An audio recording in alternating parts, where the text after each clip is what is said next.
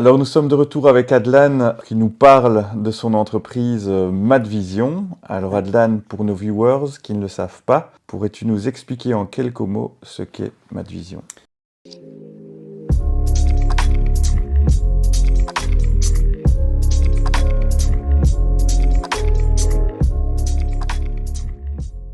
Madvision, c'est un opérateur multimarque dans le quick service restaurant. En résumé, on prend des marques connues ou moins connues dans le food et on les développe dans un territoire donné. Sous forme de principalement franchise, mais on ouvre également des magasins propres. D'accord. Tu as commencé en reprenant un Otakos et en opérant un Otakos, hein, Ouais. le premier de Belgique d'ailleurs, si je me souviens C'est bien. ça. Quand tu as commencé Madvision, c'était déjà ton objectif de développer un parc de franchisés, de reprendre des marques, ou l'ambition est venue chemin faisant? Non, l'ambition est venue, l'appétit vient en mangeant, comme on dit. Donc, quand je commence un business, je dois chercher du développement. C'est mon objectif principal premier. Et quand on a commencé avec Otakos, mon idée c'était d'ouvrir beaucoup d'Otakos. En tant que franchisé, je ne connaissais pas tout le business model complet.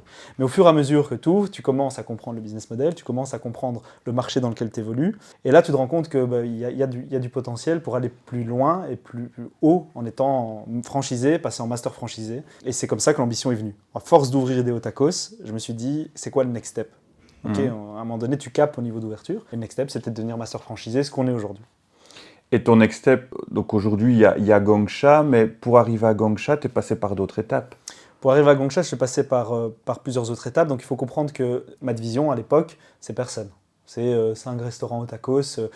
Ça peut paraître beaucoup pour certains, 5 restaurants quand on en parle, mais dans l'industrie, c'est rien. Tu es face à des groupes Bertrand qui en ont des milliers, à Caris Capital qui en a des milliers. Donc 4 restos, ça représente absolument rien. Tu es une goutte d'eau. Et donc des marques comme Gongsha ne s'intéressent pas à toi. Ça, c'est important de le comprendre. Et donc pour qu'elles s'intéressent à toi, tu dois utiliser des stratégies qui permettent d'arriver à tes fins. Et la stratégie première, c'était de signer une master franchise d'un gros groupe, assez rapidement. Le plus simple pour nous, c'était Caris Capital, Chicken Cheese. On signe avec eux, on passe dans les médias, notre nom est associé à Caris Capital. On envoie à Gongsha, ils ne nous répondent pas, mais je pars à Londres, dans leur siège, au culot, sans rendez-vous, pour aller les voir. Et ça clope, ça marche, on signe.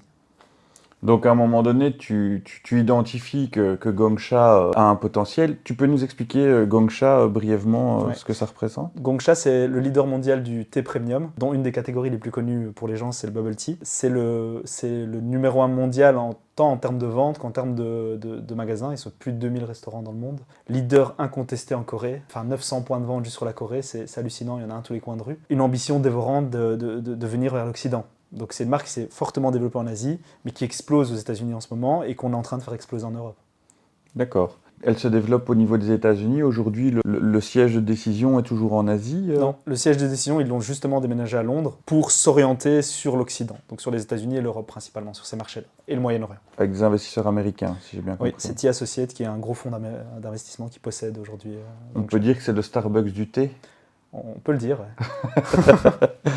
Donc aujourd'hui, le développement de Gongsha, ça t'occupe vraiment majoritairement. Oui, de quel pays on parle? Quel est le rythme? Comment ça se passe aujourd'hui, ton quotidien? On parle du Benelux, on parle de la France, on parle aujourd'hui de l'Afrique du Nord avec le Maroc, et on parlera bientôt, je pense, de la région ibérique.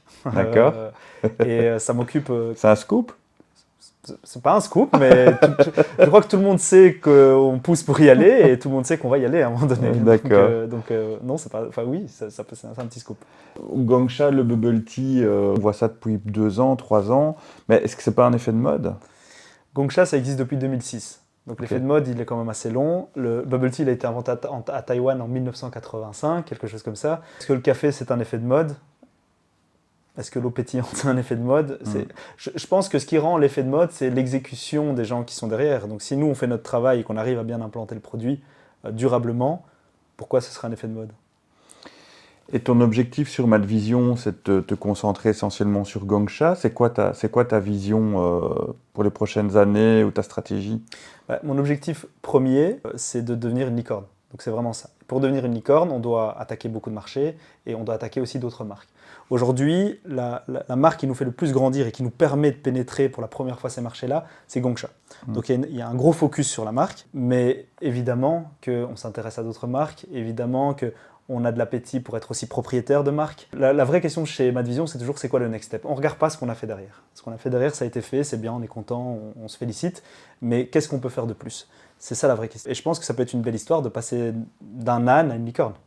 Ce sera le titre de mon livre, ça. Excellent. Madvision, le nom, ça vient d'où? Ça vient de l'anglais. Il fallait être fou pour faire ça dans l'environnement dans lequel j'ai grandi. C'est vraiment ça. Madvision, c'est une vision folle, littéralement, parce que dans l'environnement où j'ai grandi, devenir entrepreneur, c'est de la pure folie. Ce qui en soi ne l'est pas. Pour être entre nous, ça ne l'est pas. Mais c'est la perception qu'on m'a envoyée toute ma vie.